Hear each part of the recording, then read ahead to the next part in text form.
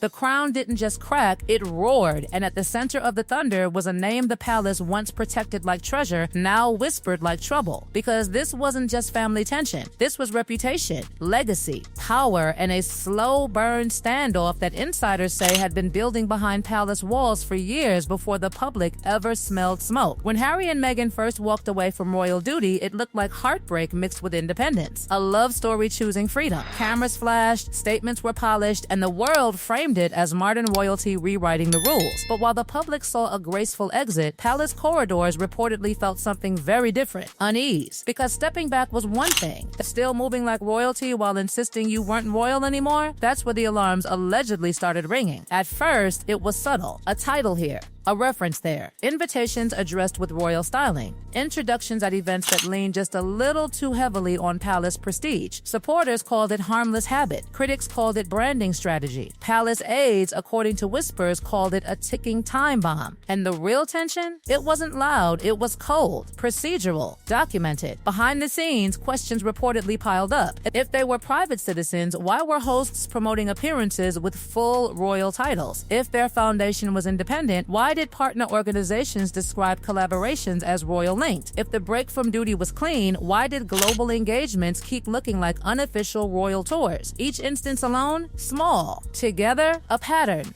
By the time certain overseas trips started drawing diplomatic-level treatment, security, protocol courtesies, government involvement, insiders say senior royals stopped seeing this as family drama and started seeing it as constitutional confusion. Because in a monarchy built on symbolism, blurred lines aren't messy, they're dangerous. Reports claim private concern turned into internal review. Not emotional, not explosive. Structured, quietly thorough. The kind of palace response that doesn't leak until it's already finished. And while the world focused on interviews, documentaries, and public narratives, something else was allegedly happening in parallel. Senior figures studying whether royal identity was being used in ways the original exit agreement was meant to prevent. Not illegal, perhaps, but against the spirit of the deal? That's the phrase insiders keep circling. Then came the moment that, according to royal watchers, changed everything. Private correspondence surfaced showing royal styling still appearing in select contexts, not on billboards, not in speeches, but in the background machinery of influence, invitations, communications, introductions. Technically arguable, optically explosive. Because to the institution, image isn't decoration, it's authority. And authority, once monetized or repackaged, stops belonging to the crown and starts belonging to whoever holds the microphone. That, reportedly, is when patience ran out. Not with shouting, with strategy. Suddenly, conversations about modernizing the monarchy took on sharper meaning. Discussions about who gets to represent the crown moved from theoretical to urgent. Senior royals, long known for discipline and duty, were said to be pushing for clarity, structure, and, most importantly, boundaries. Because if the public couldn't tell who spoke for the monarchy and who didn't, the monarchy itself weakened. And here's where the emotional layer cuts deepest. This wasn't just institutional housekeeping. It was personal history colliding with public responsibility.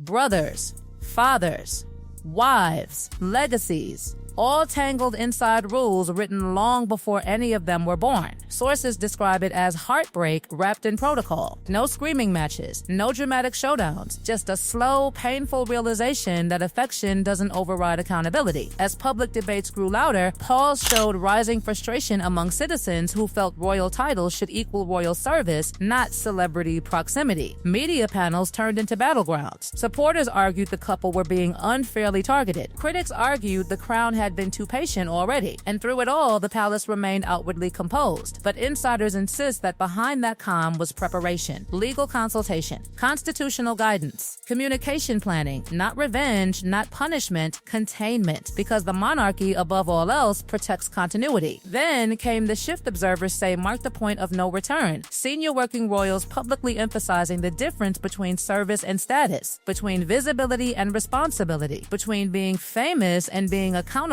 to the crown. It wasn't a direct attack. It was a reframing, and everyone knew exactly who it was about. Suddenly, charitable initiatives linked clearly and exclusively to working royals were highlighted. Transparency, oversight, governance. The message wasn't shouted, but it was unmistakable. Royal representation comes with structure, not branding freedom. Meanwhile, reports of commercial fatigue around Sussex-linked projects began surfacing. Industry insiders allegedly questioning sustainability. Partners reassessing optics. Not dramatic exits, quiet distancing. The shine of royal adjacency, it seemed, was no longer guaranteed to open doors. And back in Britain, the mood hardened. This was no longer family rift territory, it was institutional integrity territory. Because if titles could be worn without duty, if royal symbolism could be leveraged without oversight, if global audiences couldn't tell the difference between official representation and private enterprise, then the crown's meaning itself started to blur. And that, insiders say, is the one thing the monarchy cannot allow. So what looked to the public like silence was behind palace gates alignment. Senior figures reportedly united around one principle: clarity over comfort. Not to humiliate, not to escalate, but to draw a line so sharp it could never again be mistaken. And as January closed, the sense inside royal circles, according to those watching closely, was that the long grace period had ended. The next move wouldn't be emotional. It would be structural, permanent, and impossible to spin. And just like that, the fairy tale phase ended and the paperwork phase began,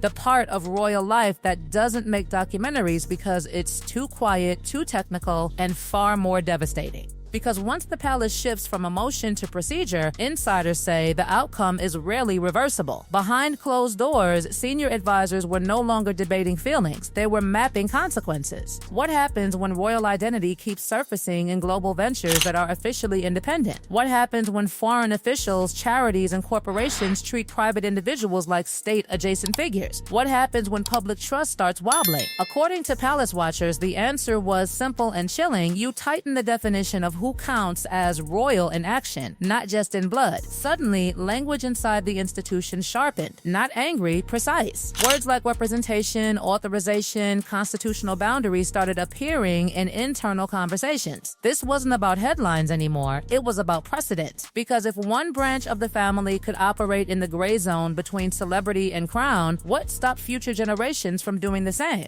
And that question reportedly haunted the future of the monarchy far more than any interview ever could. Around this time, commentators began noticing a pattern. Senior working royals were being presented with renewed emphasis on duty-based roles, military patronages, hospital visits, education initiatives, climate work. The message wasn't dramatic, it was deliberate. Visibility tied clearly to service. No ambiguity, no crossover branding, no blurred identities. In contrast, the Sussex sphere seemed to be entering a strange silence. Projects slowed, announcements softened. Industry chatter hinted at hesitation from partners who once leaned eagerly into the royal connection but were now wary of institutional pushback. Not scandal, not collapse, just a cooling of the room. Because prestige tied to a crown is powerful, but only when the crown itself appears aligned with it. Meanwhile, constitutional experts began surfacing in media discussions, calmly explaining how titles, styles, and royal privileges are not just decorations, they're tools of state symbolism. And tools, once seen as misapplied, tend to be reclaimed.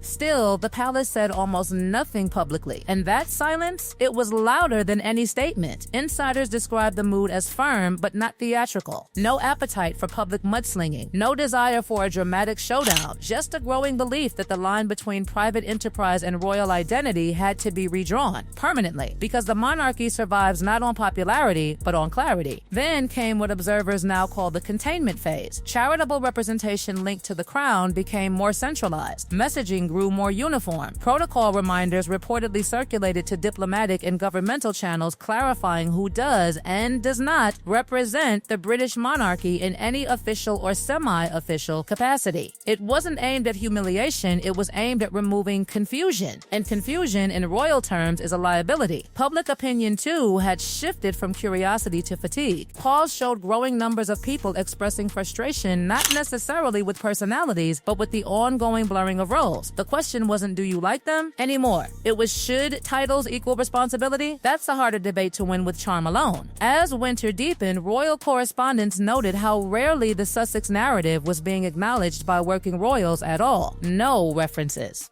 No reactions, just forward-facing focus on service, structure, and continuity. Because from an institutional standpoint, engagement feeds legitimacy. And legitimacy, once withdrawn, changes everything. Sources close to the situation say this was the moment the emotional chapter quietly closed inside palace walls. Not with anger, with acceptance. the understanding that reconciliation in personal terms might one day happen, but institutional lines would not bend back. History mattered more than harmony. The monarchy has weathered abdications, scandals, wars, divorces, revolutions of public opinion. It adapts, but it does so by reinforcing its core principle: the crown is bigger than any individual wearing it. So as January turned, the shift wasn't explosive. It was final in tone. The Sussex story, once treated as an evolving family saga, began being framed internally as a completed transition. Not working royals, not representatives, private public figures with historic ties, nothing more. And for an institution built on symbolism, that reclassification carries enormous weight. Observers said there was sadness in that realization, especially among those who remembered the early days, the optimism, the modern energy, the global goodwill. But institutions don't run on nostalgia. They run on stability. And stability requires boundaries. In the end, there was no dramatic balcony scene, no fiery speech, no public banishment. Just a quiet, unmistakable shift in how the crown defined itself moving forward. Service over spotlight, structure over storylines, duty over branding. And in royal history, those shifts, the quiet ones, are the ones that last the longest, that last the longest, that last the longest, that